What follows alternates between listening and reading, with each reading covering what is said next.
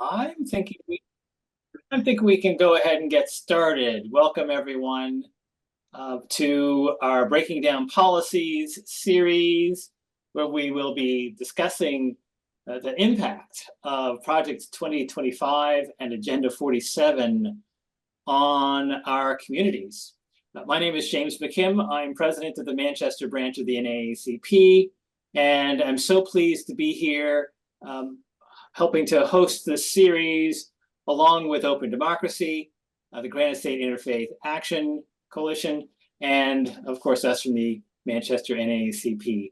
What we'd love to have you do is a way of just getting to know each other a little bit is that if you wouldn't mind typing in the chat where you are, one word that describes how you're feeling right now, and if you have a burning question about Project 2025 or Agenda 47, feel free to type that in the chat as well. And so we'll get to know each other a little bit, and we'll also get to see what some of your questions are, and we may be able to meld our comments to answer those questions. So just take a few minutes to type into the chat where you are, one word describing how you're feeling and what burning question you might have as we go along here. Moving to the next slide, please.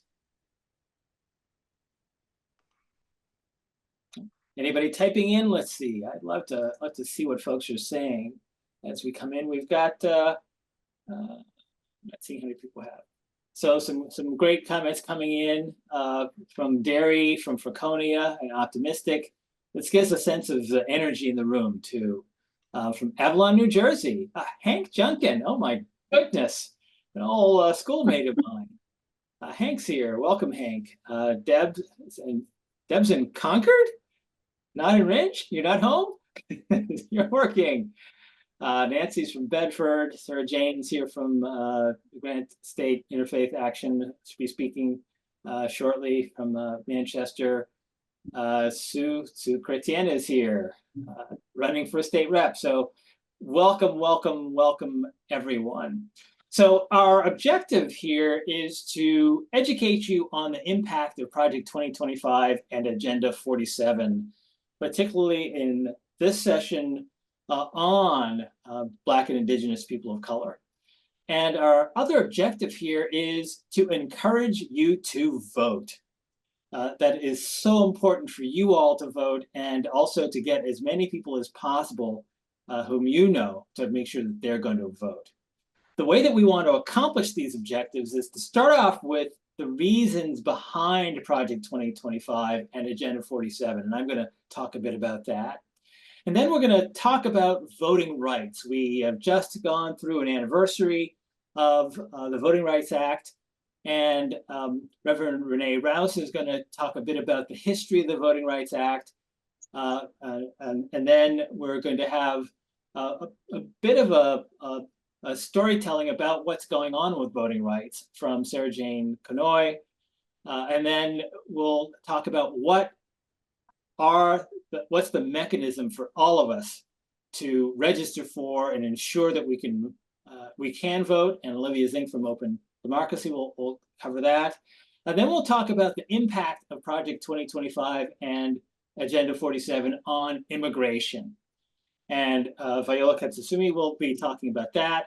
And then Pastor Rouse will come back again and talk about the impact of these statements, positions on the BIPOC community. And then we're going to have a breakout opportunity for you all to discuss what you've learned, talk about what you think is important, and then bring that back to a larger group to share. And then we're going to end, and Pastor Rouse will come back and end with a call to action at the end. So that's a bit of a roadmap of where we're going.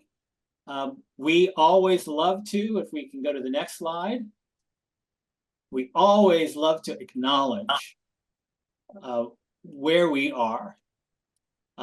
As we all journey on the trail of life, we acknowledge the spiritual and physical connection the Indigenous people have maintained to Indakina, the homeland, and the Aki, the land, the Nebi, the water, the Olakwa, Ika, the flora, and the Awakasa, the fauna, which each of our communities is honored to steward today. We also acknowledge the hardships they continue to endure after the loss of unceded homelands, and we champion everyone's responsibility to foster relationships and opportunities that strengthen the well-being of the Indigenous people who carry forward the traditions of their ancestors. This is a land acknowledgement that we use. It's actually been approved by the Pennacook tribe leaders of the Abenaki homeland. So we use that. We encourage you all to use this kind of land acknowledgement in your gatherings as well. So moving on to the reasons behind Project 2025 and Agenda 47. And so Project 2025, if you haven't been schooled on a bit more detail other than it's coming from a certain group of people, Project 2025 is a 922-page manifesto created by the Heritage Foundation. Agenda 47 is the Republican Party's manifesto and both reflect a concerted effort to prepare a comprehensive governing strategy should the Republicans win the presidency in 2024 and the elections coming up in less than 100 days. There is a particular focus on rapidly implementing far-reaching changes across the federal government. While President Trump has publicly distanced himself from Project 2025, his campaign developed Agenda 47 as his own policy platform. And this allows him to present his own vision while benefiting from the detailed work of Project 2025, which was largely created by his former officials and allies in his administration. The purposes of these manifestos are, first of all, Republican Party alignment. The official platform, Agenda 47, shares many similarities with Project 2025, though the latter is more detailed and sometimes more extreme in its proposals. Secondly, it creates a conservative vision. And we know that when we all have a vision, when people have a vision they're working toward together, they work better together. So the creators of Project 2025 aim to fundamentally reshape the federal government and American society according to conservative principles. They focus on areas such as family structure, limited government, national sovereignty, and individual rights. The third reason here is to provide a rapid action plan. Project 2025 is a detailed playbook for the first 180 days in office. It is designed to quickly enact conservative priorities and undo policies of the previous administration and other administrations. Fourth, personnel preparation. Project 2025 goes beyond just policy proposals. It includes a database of well-vetted conservative candidates for government positions and a training program to prepare potential appointees. And this is done to ensure a smooth transition and a rapid implementation of conservative policies. Fifth, policy blueprints and a roadmap. Project 2025 and Agenda 47 are policy blueprints. They provide a comprehensive policy agenda for the next Republican administration. It builds on previous mandate for leadership documents that the foundation, the Heritage Foundation, has produced since 1981 that Republican presidents have been using. So with that introduction, let's move now to understand a bit about the history of voting rights, starting with the history that Pastor Renee is going to share with us on this anniversary of the 1964 Voting Rights Act. Pastor Renee, please take it away. 1965. Well, sorry. It was signed by President Lyndon B. Johnson, August 6, 1965, but the work began much longer earlier before 1965. But today, August 6th, is the celebration and the anniversary of the Voting Rights Act. And it was, in fact, signed to protect the 14th and 15th Amendment that would guarantee that people of racial minorities would be able to have the right to vote here in the United States based on the Constitution. Unfortunately, in the South, that was not the case. So that was the reason for the work that had to be done in 1964, 63, in the Civil Rights Movement that was done to guarantee that we would have this right to vote if you were in a racial minority. And so that's the reason for us beginning this series on August 6, 2024, as we are reminded of this anniversary and the work that was done by those before us who knew the value and the promise that comes with the right to vote, which is why it's so important for us to exercise that right to vote. And so here we are today, being reminded that this particular right to vote is being chipped away. And Project 2025 is intentionally planning to continue to chip away at the Voting Rights Act of 1965. And so I'd just like us to take a moment to think about how much work went into acquiring this right and how much work has continued to go at chipping away at the right to the point where we aren't even aware, and we'll hear about it later on, how difficult it has become for people to vote here in New Hampshire, as well as other places in the United States, where we just think it's been easy when it's really been difficult. And yet we celebrate this precious right as American citizens to vote, which began for people of color August 6, 1965.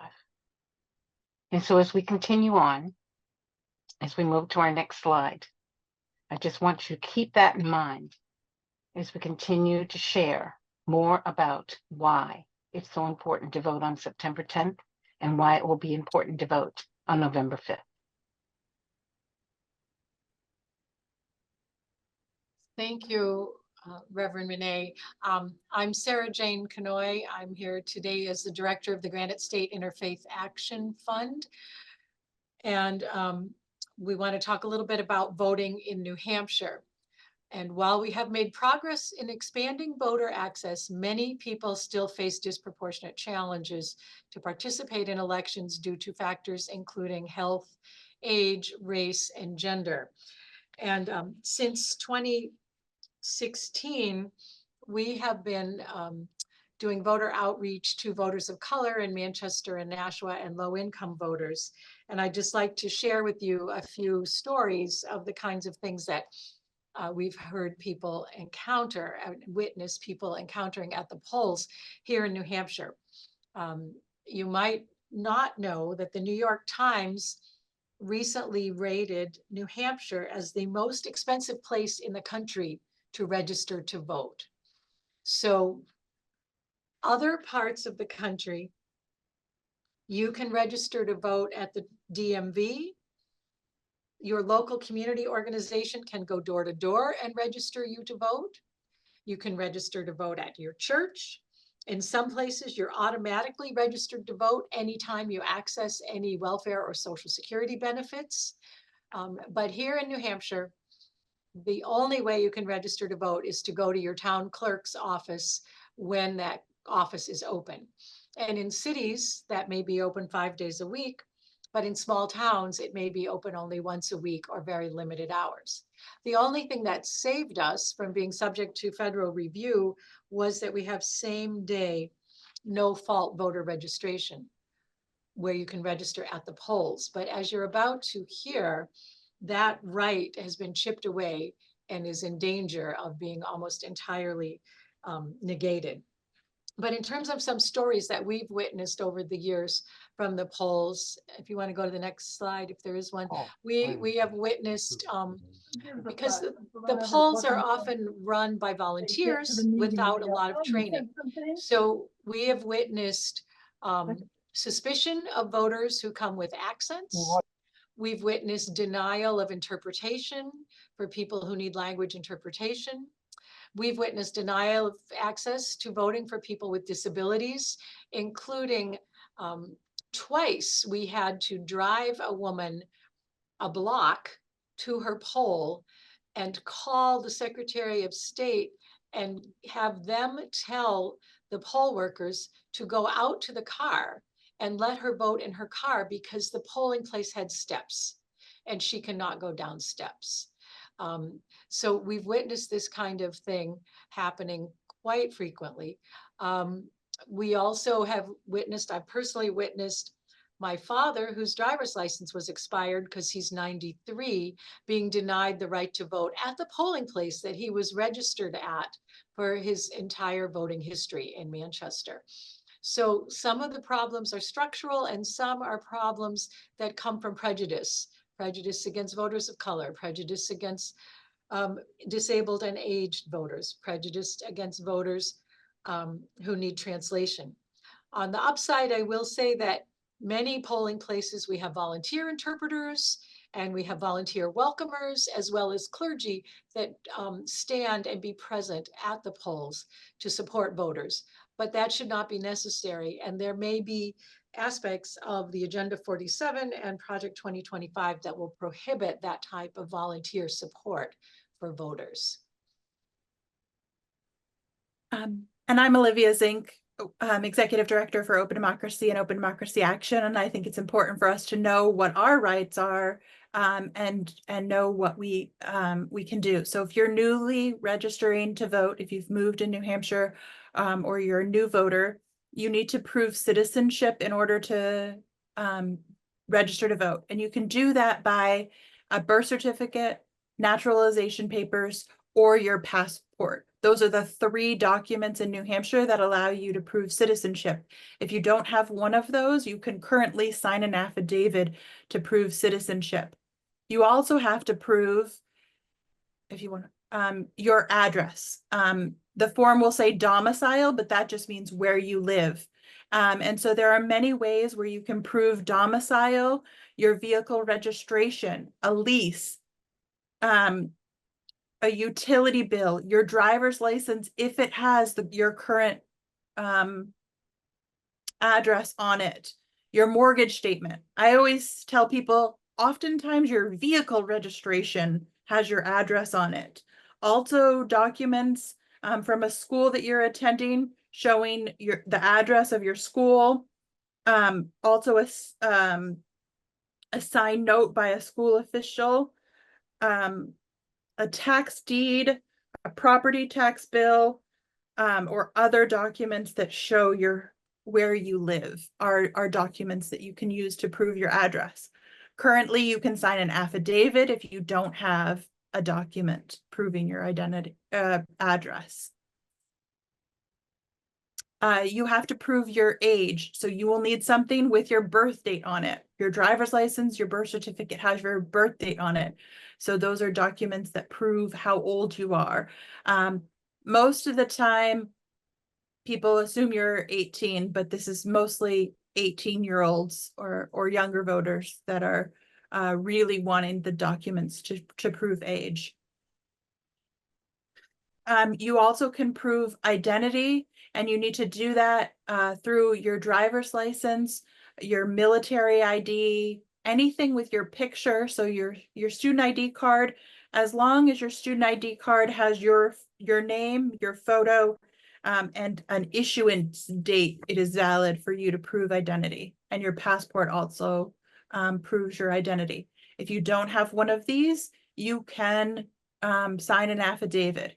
If you don't have proof of identity when you're going to the polls, you also have to show proof of identity when you're voting. And if you don't have that, you can be subject to an affidavit ballot. Your number would be put on that ballot, And you will have 7 days to come back and show a driver's license in order for your ballot to be counted. We have a new law that has passed the House and the Senate that could restrict our access to sign an affidavit if we don't have one of these documents. This bill is still on the Senate President's desk waiting to go to the governor. We need to take urgent action to urge the governor to veto it, so we don't have large changes to our elections right before we're less than 100 days from elections. And we don't need to change the rules on how we vote this close to elections. So we urge you to please call the governor, 271-2121, and urge him to veto House Bill 1569. You can write a letter, you can go visit in person, but please take action to protect our voting rights.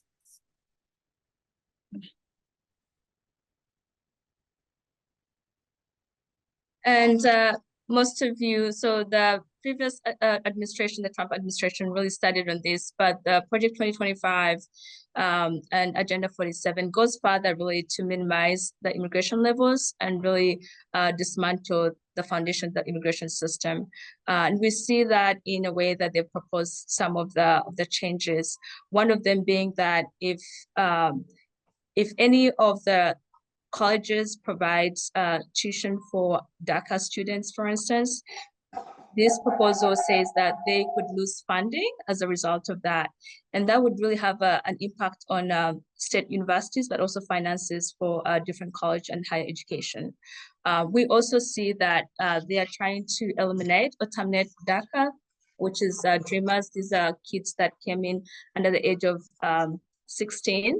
And because of that particular provision, the way they're trying to limit this is that they would reassign staff time, which means that the whole approval process and processing for the renewal applications would be much longer, which could lead people getting out of statuses and which could force them to be deported. So that's how they are planning on really tackling this and really limiting DACA students and Dreamers from really obtaining or continuing statuses.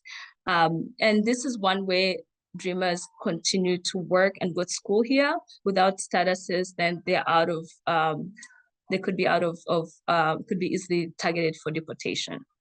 The other thing that we see is that there's a plan to suspend immigration applications.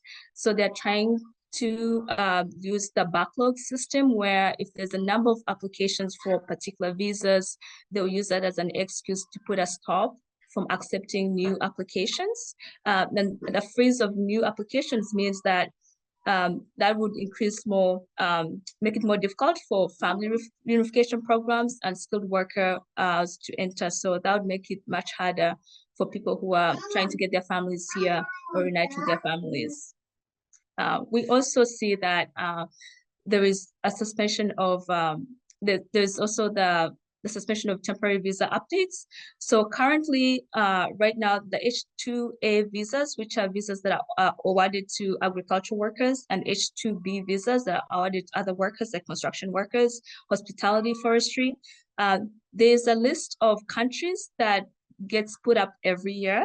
So this would not be updated at all. So right now, countries like Colombia, Mexico on there, the UK, France is there, Australia, lots and lots of countries that send their people here to work. So if that list is not updated or it's suspended, for instance, it could lead to labor shortages in key of these sectors, especially agriculture, and where we see a lot of foreign workers coming into work, as well as hospitality industry, where we see a lot of workers coming in. And then we also see that, which is the damage doesn't go, goes further, I should say, that there's also restriction for housing subsidies. So for families that are US citizens, if you're living with someone who's undocumented, you'd be at risk of losing your housing. And what that would mean, we know that there's a lot of blended families, even here in New Hampshire, all over the country. So what that means is that there could be a lot of an increase in housing instability for some of these families, just because they live with a family member who is undocumented. And then there's also the disclosure piece that is There's also the disclosure piece of information by states, which means that in these cases, they're asking states to provide driver's licenses as well as tax identification information. And this would also mean that they could put pressure on states to cooperate with federal authorities. So most of you who are engaged with immigration, the state of New Hampshire, we've been really fighting. A lot of us have been fighting what we call anti-sanctuary bill, which means that they're asking local officers to cooperate with ICE and really deport people. So this would actually go further and put pressure on states to do that, which would lead to people getting deported. And then there's also the piece about rejecting of applications, and these applications beneficiaries. In this case, people whose applications are denied would be at risk of being deported. So you could easily people would easily get expedited deportation because their applications was denied in this case. And then we also see a little bit about the work permit changes, restricting work authorizations for people that are asylum seekers and TPS. So right now, if you're seeking asylum or TPS holder, you can actually require work authorization, and it could be working while your papers are getting processed to get status here, but that would be limited. And because of that limitation, that means that families couldn't support themselves. They would have to rely on some sort of assistance.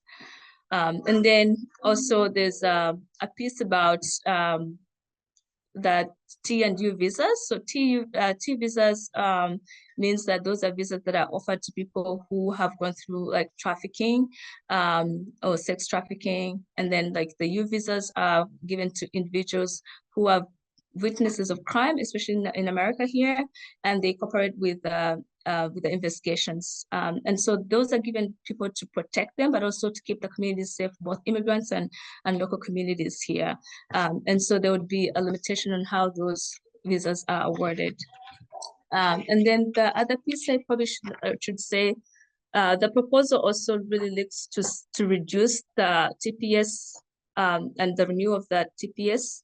And we have a lot of countries, up to like 12 countries right now, 16 countries that are currently on the list for TPS: Afghanistan, El Salvador, Ethiopia, Haiti, Yemen, a lot of countries that are really under this program. So this could really force people to return to dangerous situations if this program is limited or stopped altogether. So I just want to say that the proposals on immigration go further and beyond, and they're really about making, really limiting immigration completely and dismantling the system and giving the powers to the feds or the federal government, where Congress has no say, and this would be devastating for a lot of our communities. All right, and I'm Autumn Rasha Goodwin. I'm the program coordinator with Open Democracy Action. So both Project 2025 and Agenda 47 will have huge implications for voting nationwide. Both of these plans, between them, there are 6 major changes that will upend our elections as we know them. The first 2 focus on campaign finance regulations. First, they want to raise campaign contribution limits. Their argument for this is that our existing contribution limits don't actually prevent corruption. So instead of tackling that corruption, they've determined that they should just remove the existing guardrails altogether, allowing a greater influx of money into politics, increasing the opportunities for corruption dramatically.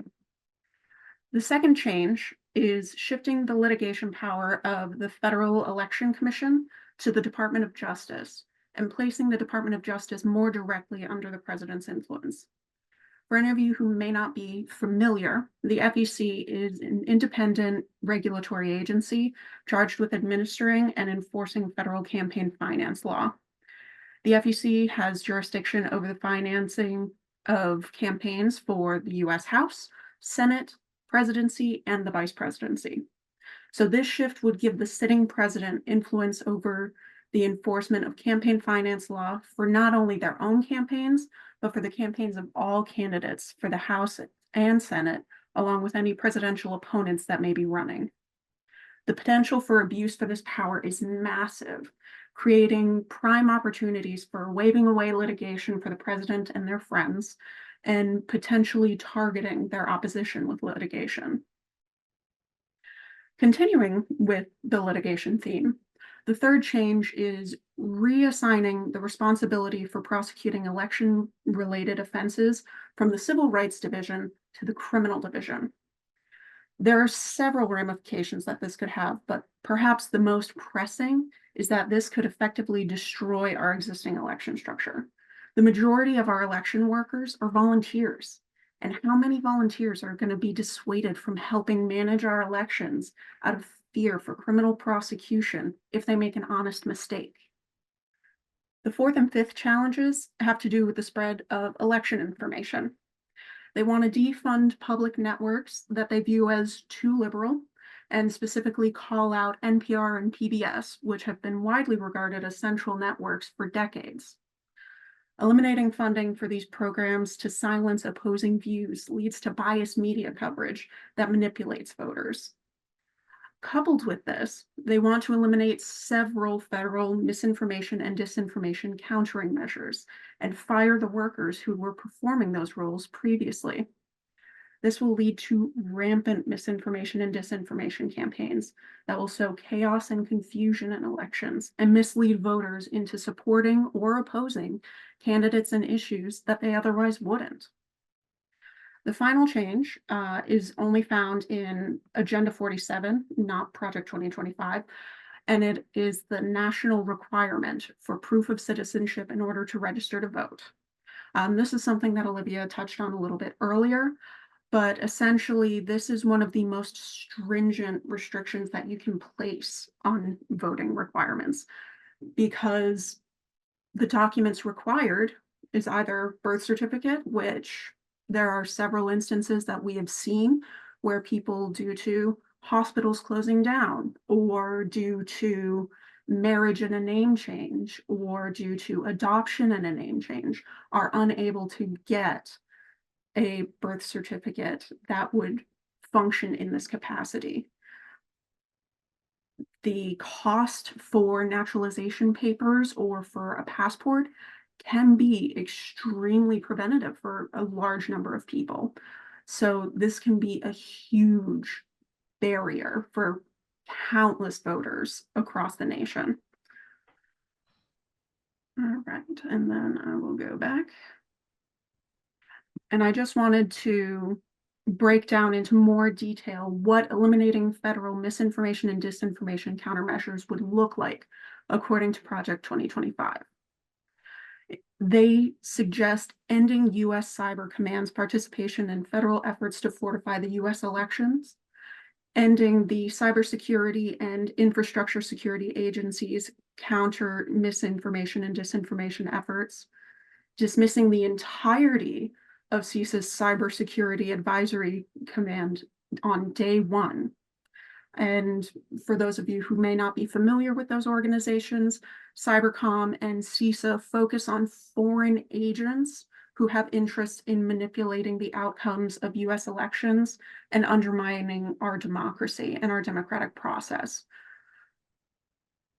And then they want to prohibit the Federal Bureau of Investigation from engaging in any activity to combat the spread of misinformation and disinformation by American citizens. With these changes implemented, the country's protections from election manipulation, both foreign and domestic, would be drastically reduced and lead to floods of mis and disinformation campaigns. And I'll go ahead and pass it back over to Renee. So you have the puzzle in front of you? Yes? Yes. We're looking at the impact of Project 2025 on the BIPOC population. African Americans across multiple areas will be affected. And so education, I'll start with. That plan, this particular plan calls for eliminating the Department of Education, including the Office of Civil Rights, which investigates discrimination in schools. So I just want to call your attention to just thinking about the high schools here in New Hampshire. Think about our elementary schools and our middle schools. That means if you have grandchildren, you have nieces, nephews that are of that are in interracial families, and they experience any discrimination in school whatsoever, that effective if the Republican nominee were to become president in that first 180 days, if any of those young people in school in this state experience any kind of discrimination based on the color of their skin, there would be no way to protect them or even for them to be able to report to anyone that they were experiencing racial discrimination within their schools, and then expect that they could get some sort of help because the Department of Education would be eliminated. It also would, by defunding public education, the plan would be that the parents would be expected to put their children in private schools or charter schools, which would also create racial disparities within the academic achievement area, but most importantly for our kids who need special education. Where do the parents send their kids who have severe special education needs, who are in the process of being identified? Where do those parents send their kids, especially if they're kids of color? And it would immediately create chaos all over the place because you don't know that the teachers that are in private sector or even in the charter schools are qualified to teach students with any kind of special needs. Then you have the healthcare. Project 2025 aims to repeal the Affordable Care Act, which immediately reduces Medicaid funding. A lot of our students in our state have access to Medicaid, and they would lose that. It eliminates programs addressing healthcare disparities. So you have kids who are living in families where they are dependent, their families are dependent on Medicaid. They would not have access to that at all. It would reduce healthcare access. And by the way, also in public schools, kids who are on Medicaid also get access to the lunch program, the free lunch program, because they're on Medicaid. That includes kids that are in the foster care system because they're also on Medicaid. And so the Project 2025 would also impact our kids that are in the foster care system, not just our kids that are of color, but all of our kids that are in the foster care system. We have the civil rights issue. The Plan 2025 will dismantle affirmative action, weakening anti-discrimination laws, and reducing the enforcement powers of the Equal Employment Opportunity Commission, which threatens to put all those issues at great risk for employment and equity and equal opportunity for Black Americans, but mostly those that are also here in New Hampshire.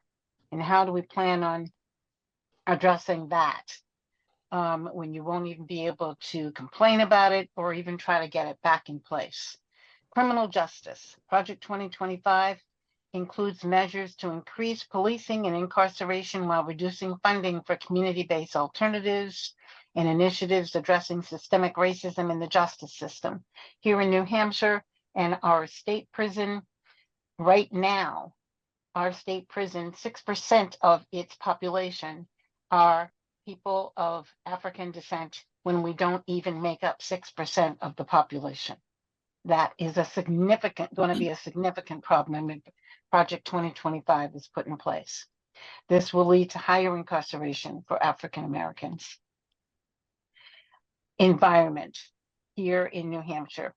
The plan calls for rolling back environmental protections and reducing enforcement of regulation. This would disproportionately affect low-income and minority communities that are often more burdened by environmental hazards and the population.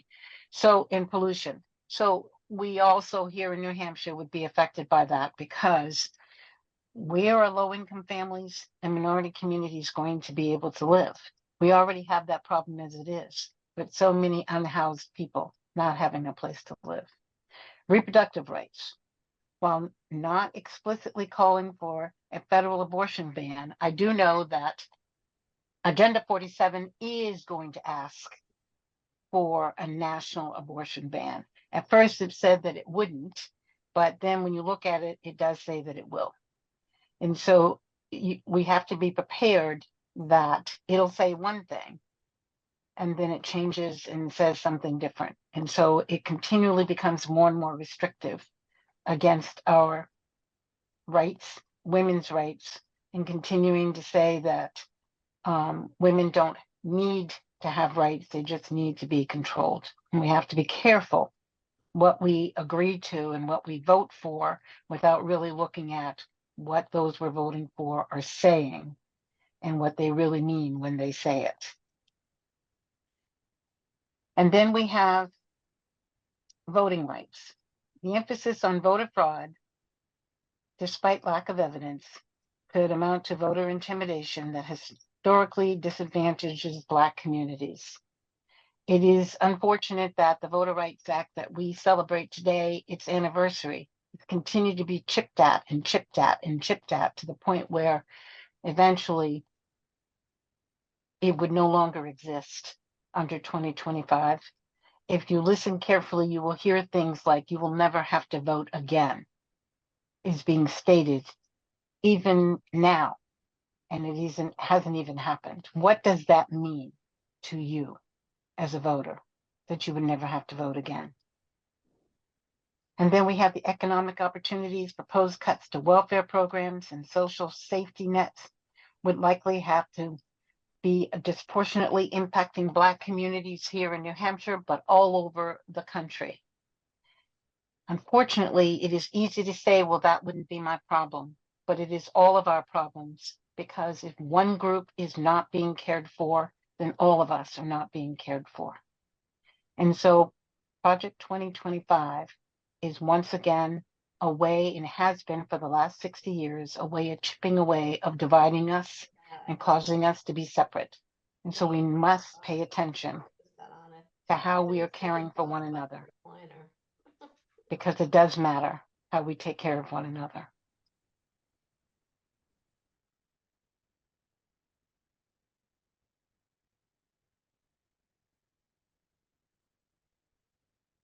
Okay.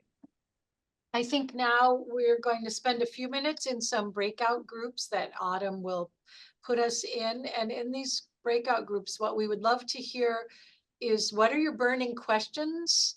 You know, what is it that we haven't addressed and you have questions about? Or what is something that you'd like to highlight or have us go deeper into?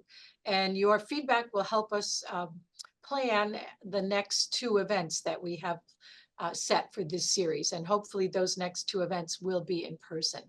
So again, coming back with, what are your burning questions? What do you want us to go deeper on, and what needs to be highlighted? And please join your breakout group when you get the message from Autumn. And we'll give you 15 minutes to chat. So we're all back now, and our group, I can report for our group, we had a couple questions. If the other groups had a couple questions they want to put forward, is that okay? Yes. Our group wanted to know more information about the education piece, not now, but for future sessions. More information about housing and what their plans are to impact housing issues, and foreign policy, because we realize that this nation's foreign policy has very serious impacts on people of color across the globe, as well as in this country. Yes. So that was our group. I don't know if there's other groups that prepared reports.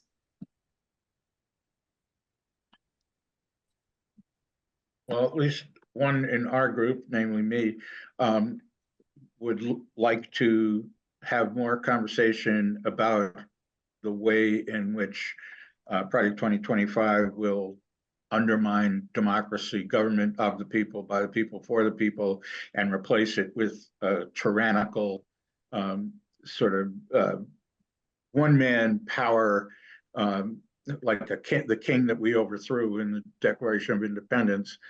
Yes. Maybe it's a little more than just the one person, because he's got a little cadre of elite extremists, but they're going to destroy the rest of the government. And instead of protecting the citizenry, they're going to only protect the wealthy and make themselves richer.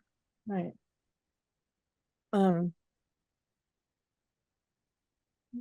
You have a question? Well, it's not a question, it's a statement again. Is that okay? Yes. All right.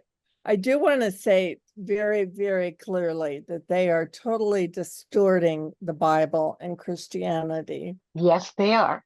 And I get kind of sick at my stomach. I'm a Christian pastor, and I get really sick at my stomach when I hear people saying, look, what's the Bible says. It's like, no, it doesn't. So, yeah. Yes, Just wanted to say you're that. right. You're absolutely right. Olivia, you said something She about said, the play? I just, somebody said something about the play, It Can't Happen Here. Yes. But there is a great play, It Can't Happen Here. I urge you all to check that out with Writers for Democratic Action, who has a play script, and perform it in your local community. But I think our group, I'll just share a little bit about our groups, really enjoyed the presentation and summarizing the issues, because what the media reported is not everything that's happening with this project 2025, concerns about assault on education, and also sort of how do we build on this country was a country of immigrants and dreamer, and our anger and our fear to transform it. And I think Joe's burning question were, what actions can we take? And I think it's important that we sort of think clearly through what actions we can take each week to make a difference, to educate our neighbors and friends, but also do it in a way where we're not scaring them or getting them to be fearful, but building a narrative about why we don't want this plan to be enacted. And anyone else from my group can share more. I'm going to have a question because it was mentioned in my group, but the intersectionality of the disabled disability community, and that really needs to come out, because many times you don't know what you don't know. And disability is one of those marginalized communities. People say, oh yeah, there's a ramp, so we're acknowledging you, but they don't understand what it might take to vote. But there's a powerful block there that needs to vote and get to the voting polls. And also in the next topics that you're going to do, there's a significant amount of people who experience a disability in those groups. Yes, and when you look at Project 2025 with how encompassing it is, and Agenda 47 with how massive the topics are that they're covering and the total overhaul they plan to do, it really touches on all of these different groups, all of these different aspects of our lives, and they all intertwine. And it can be a bit challenging to break it all down. Yeah. I'm not saying that it's not challenging, but as a disability organizer, I already know how hard it is, Autumn, to explain it in what I would consider normal times, which we're not in, versus what we're in now. Yes. And trying to, And I'd also like to encourage us is that fear will cause us to do two things. We'll either get frozen and we won't do anything at all and let things happen to us, or it will empower us to say, enough is enough, and I'm going to do something. And so it's hard, and that's why I'm trying to do something. And you can't read a 925-page manifesto and not be afraid and then get frozen. So you have to take it apart piece by piece. But we only have 90-something days. So you have to do a little bit at a time, and you can only take the part that touches your heart. And maybe the part, maybe the immigration or education or whatever that part is, take it and then say, I can run with this. But you don't want to get frozen so you can't move at all and wake up on November 6th and say, what the heck just happened? Does that make sense? But you don't have to take the whole 920 pages and say, oh, I've got to consume this now and I got to do something. You don't have to do that. But you can say to yourself today, what did I get out of today? I don't know if we're at a place where we're getting ready to close. I don't see the slide. I can't see the slides for some reason. So I don't know Because you're where we online. are. It's what? We're at the questions part. So if anyone has, Okay, so do anybody else have any other questions? I have a reminder that my father told me. My father is a Holocaust survivor. oh wow. Yeah. And he says, don't do what we did. And that was allowing every excuse in the world to happen and not taking action. And he said, even if each of us took a little action, 6 million of us wouldn't have been killed. So it's just find that piece that you need and work with that.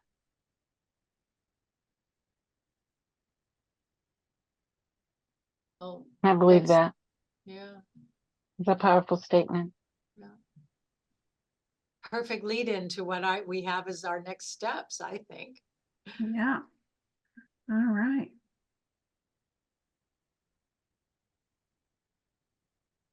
So we're on to our call to action.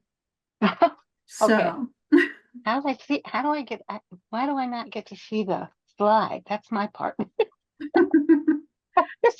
if you can't see them, Renee, I can take over them. Yeah, because I don't see them, Autumn. All right. So call to action. So obviously this is a very heavy topic. This is something that's really important. It impacts every aspect of your life. And Still here. I was hoping not. Okay. Yeah. Working on something for me. So Okay, some sorry, Claudia, actions that Okay. you can take in order to make an impact, in order to take what you've learned here and do something positive with it.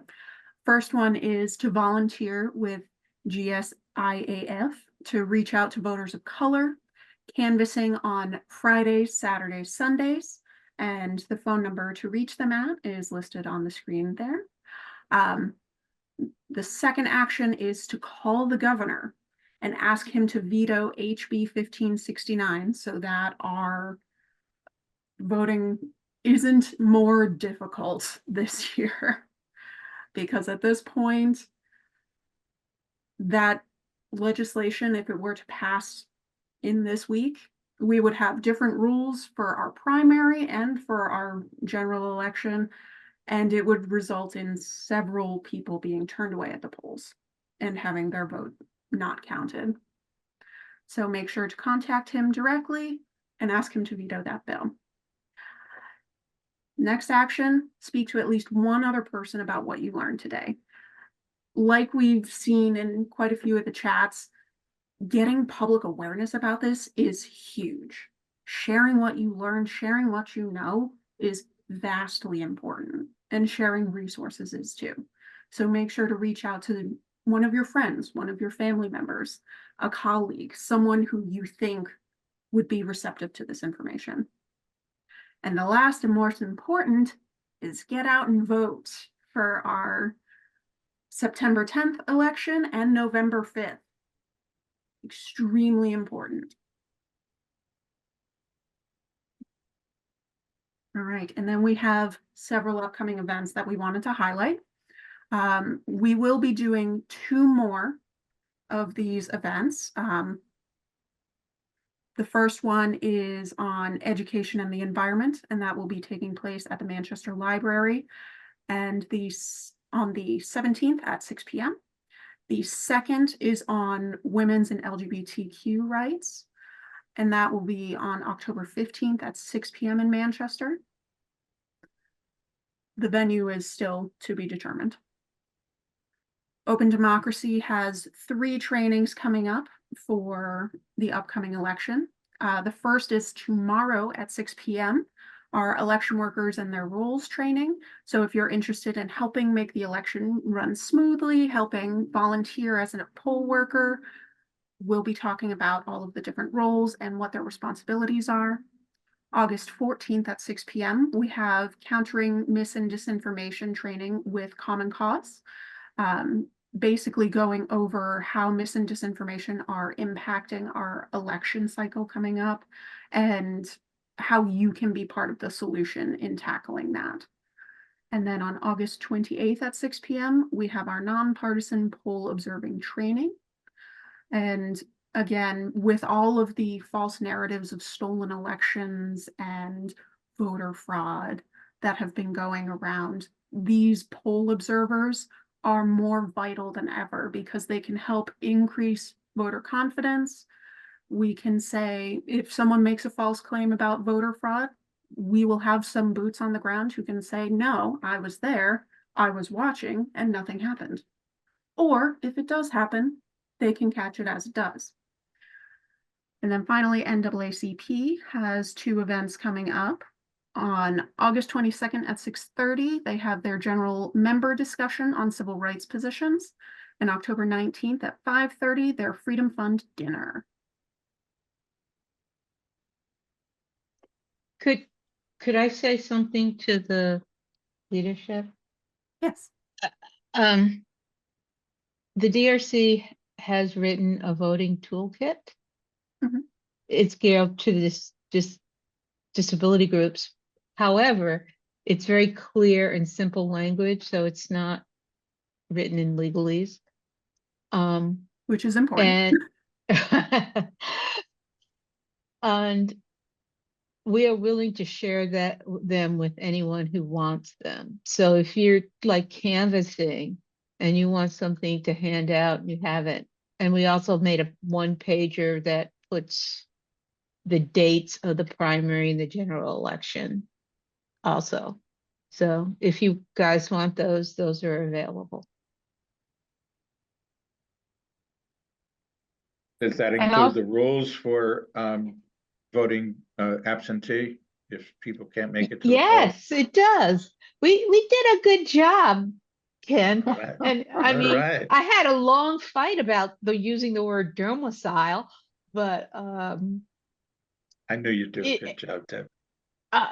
let me put it this way. I am very proud of the voting toolkits. We have some here. We also have some in Spanish. So the boxes don't do any good for me looking at them in the office. Well, the NAACP could Deborah use some. raises a really good question about information that we can take canvassing.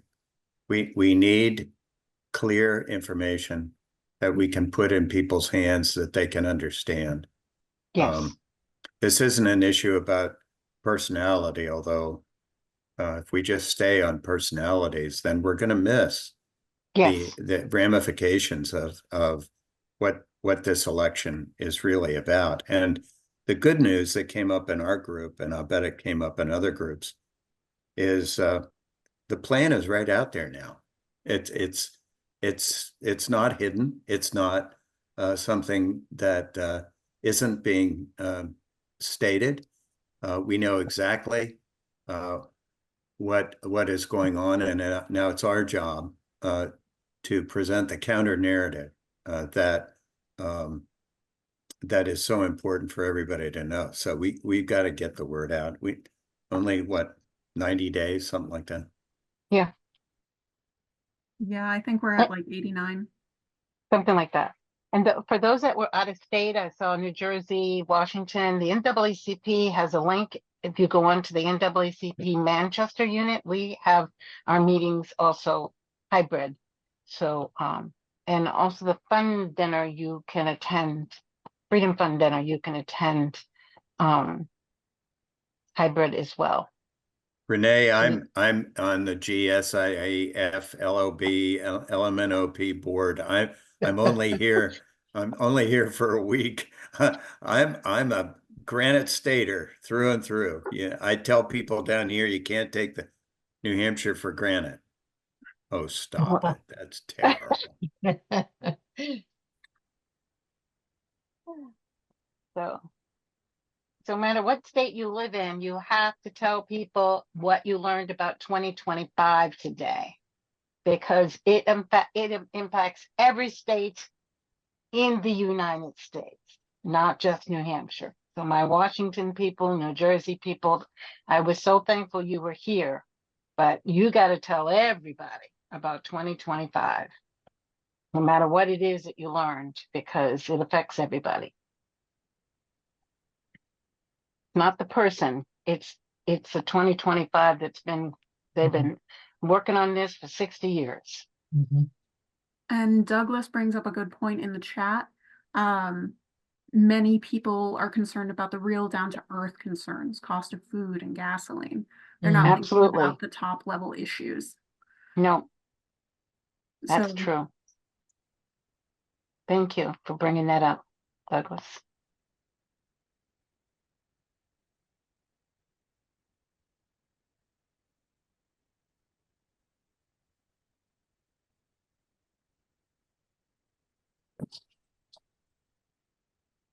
It looks like Lois has her hand up. Oh, Yes, thank you. I was wondering if there have been, well, if any group or any organizations, plural, have been working to translate what a candidate's position would look like in relation to the 2025 document, because I can't go to door anymore, but I do a lot of phone canvassing. And if I had a tool that where I could relay by way of conversation with the people who do answer their phone, how the hidden impact of voting for a certain candidate would be XYZ out of this 2025 manifesto, it would be very helpful in raising awareness to the larger voter population, you know, to the everyday people who have too much on their plate already, and yet we would be able to bring awareness and maybe plant a seed in consciousness that they want to reflect carefully on what it will mean to vote for certain candidates. Is there anybody working on that kind of material that could be coupled with canvassing?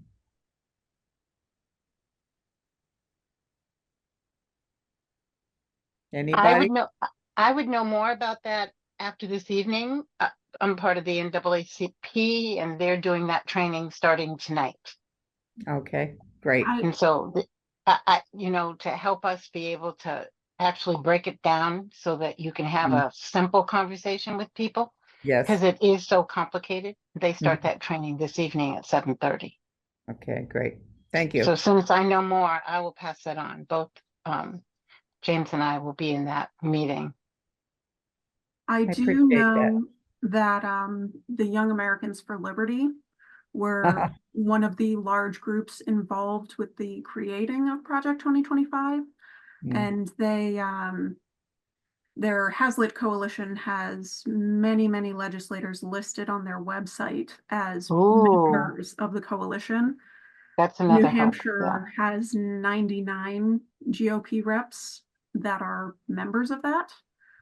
So that's a potential resource that you can look through. That's listed right on the Hazlitt Coalition website. Another thing you can look at is a Heritage Foundation as well. It will list who the men are that have been involved in writing the 2020-25, and you can see their names, right? Because they don't have any problem hiding it. You can Mhm. see their names, who's involved in participating and authoring the 2025 over the last 60 years. And you can see who the senators are, who the Congress men are, because it's only men, and you can see who they all are. And many of them held high positions in the first Trump administration. Mhm. Yes, they did. They were in his cabinet. Yeah, and it gives a breakdown of all the different organizations that are involved as well. Yep. Not just individual creators. So you can start looking at, well, who's funding the campaigns? Yes. Is the Heritage Foundation one of their donators? And kind of look at it that way. Follow the money tends to tell you a lot. Autumn, I have been on the a couple of the sites around Young Americans and Hazlitt. I didn't see a lot of specific information relating to our group of legislators who belong. Did you have a specific link to get to more specific information? Yeah, I can send that to you afterwards. Thanks, appreciate it. And I'm noticing a lot of the websites are being purged. Yeah, and that's They're why they're cleaning them up. So that is another thing to mention with a lot of these organizations. They are doing purges. I mean, even when I was doing research about Agenda 47, a lot of the video content that does a deeper breakdown of what they're covering has been pulled from their website. It's all privated. So you have to go through web archives in order to find this information a lot of times. It is available. It is still there because the internet never forgets, but sometimes you have to dig a little bit. I think I'm stating the obvious, but it seems that this is a really good way for those of us who want to talk about what could happen, is to not have to even use the name Trump, but talk about, do you know what can happen after the election if the 2050 project manifesto will go through? Do you know what our lives look like? Do you know how it affect our lives? And I still feel, and I think Lois touched on it, if because I was talking to somebody in Seattle the other day about Project 20. I gave her all kinds of information. I spent an hour with a woman who never wanted to talk about politics today at the coffee house, talking about this issue. But I wish I had some zingers to say, if I knew that someone had a special ed kid, I'm a special ed teacher. Do you know what will happen to your child if this happens? One of you mentioned, I think it was you, Pastor Renee, that your son doesn't know what's going to happen for his children. There won't be any. Right. Those are the things I want when I wish I had, because it is overwhelming. But if there was some source that you could get to open democracy, said education, these are the things that could happen to your children, and what you would be taken away. You take something away from somebody. If there was something that would be so helpful to me, I know, and I Lois the same. Yep. Thank you, Connie. I just need clarification because I'm going into a voting meeting next week. What you would like is like something that's almost like a hashtag or a couple of sentences long that conveys a good meeting, right? Are you asking me that? Yeah, I'm asking actually everybody, but you Yes. brought it, it's like Absolutely. your special education, that's your niche. And something that very simply Simple, says, shots, just right. yeah, the policy that's coming to 2025, we would no longer be able to educate children who need high levels of support to learn. Pastor Renee, if you took that puzzle you had with those general topics, for each one, you're not going to get them all. We're never going to get them all, but had a couple of phrases or sentences about each one. And then I could say, yeah, I know this person has a special ed kid. I can talk about, and here they are right here. Because I've been reading about this and it's a mush in my head. It's too much. I think we're a group that's put this together. We could probably put something like that together. I just did some research in the Koch brothers. How do you say their last name? C-O-C-H? Oh, brothers. The Koch brothers? Koch brother. Like the soda, Coke. Oh, they're financial supporters of the Heritage Foundation. Sure they are. Oh, Yes. my God, yes. Of course they are. I just did that research real quick. Anyway, so the point is, yes, I can. We can talk about this after as we work toward our next meeting on September 17th, which is on education in Manchester with the Manchester Library for those of you. And we're looking at how we can add the Zoom component for those of you that can't get to Manchester. But we'll be talking about the impact of Project 2025 on education, the fact that they want to dismantle the Department of Education and have parents put their kids in private school or charter schools. Right. Anybody that's familiar with charter schools knows that that has not always been successful for students with special education needs, because you need special educators. And what happens to all of our special education teachers if you close the public schools down? So anyway, so that's a question that we're hoping to address. But I like your idea, Corinne, about taking that puzzle and putting a simple sentence under each subject that we can make up something out of that, laminate it and give it out so you could take it with you.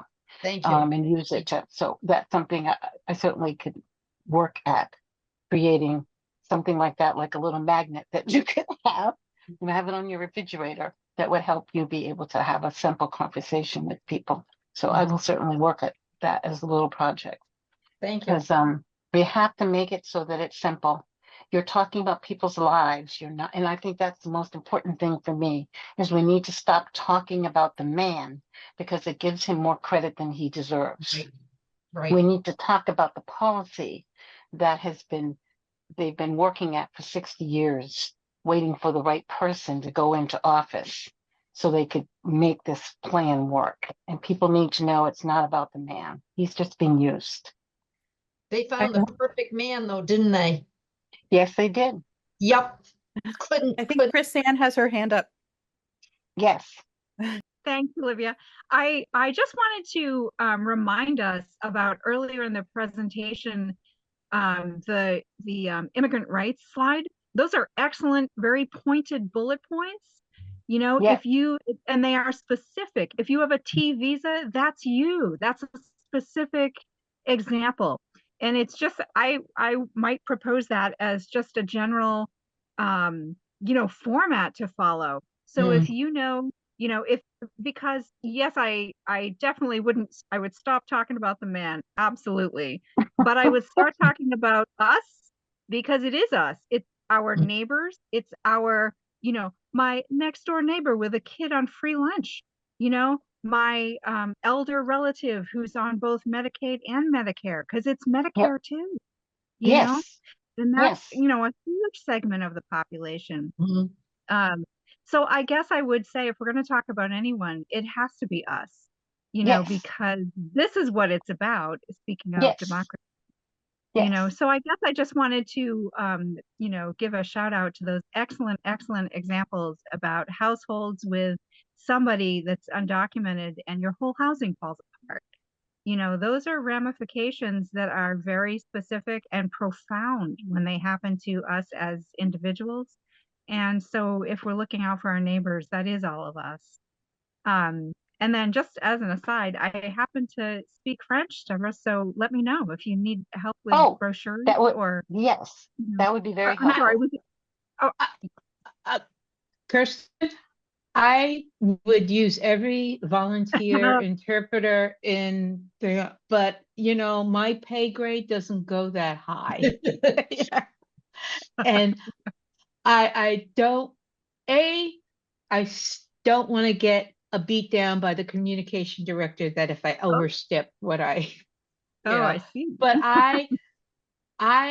we focused on Spanish, but I never thought about French until Pastor Renee said something.